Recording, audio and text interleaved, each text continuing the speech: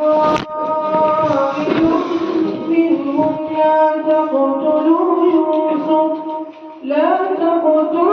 يوسف وألقوه في غيابة الجب يلتقطه بعض السيارة إن كنتم فاعلين. قالوا يا أبانا ما لك لا تأمنا على يوسف وإنا له لناصحون أرسله معنا غدا يرتع ويلعب وإنا له لحافظون. قال إني ليحزنني أن تذهبوا به وأخاف أن يأكله الذئب وأنتم عنه غافلون. قالوا لئن أكله الذئب ونحن عصبة إنا إذا لخاسرون. فلما ذهبوا به وأجمعوا أن يجعلوه في غيابة الجب وأوحينا إليه لتنبئنهم بأمرهم هذا وهم لا يشعرون. وجاءوا أباهم عشاء يبكون.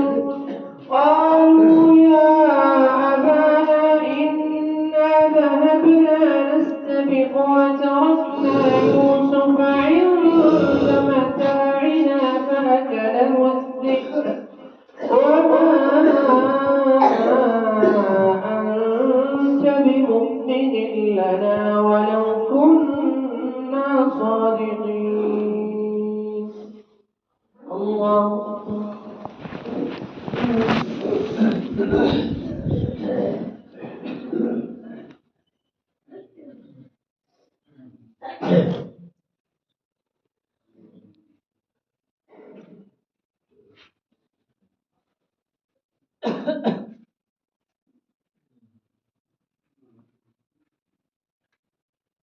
سمع الله لمن حمده.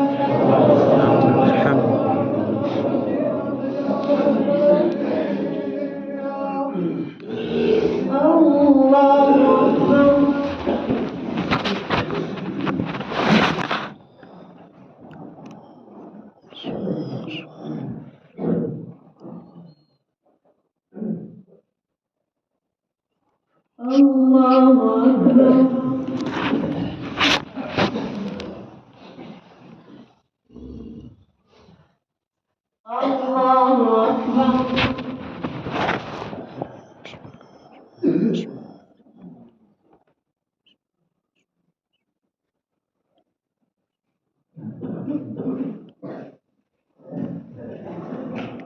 الله أكبر. الحمد لله رب العالمين الرحمن الرحيم مالك يوم الدين إياك نعبد وإياك نستعين اهدنا الصراط المستقيم صراط الذين أنعمت عليهم غير المغضوب عليهم ولا الضالين.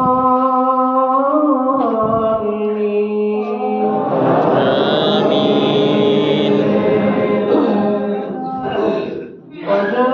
وجاءوا على قميصه بدم كذب قال بل سولت لكم أنفسكم أمرا فصبر جميل والله المستعان على ما تصفون.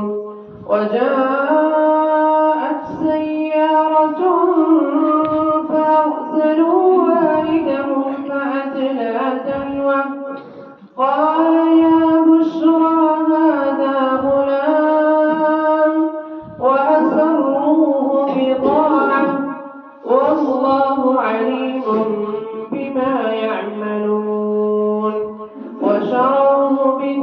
من بخس دراهم معدودة وكانوا فيه من الزاهدين.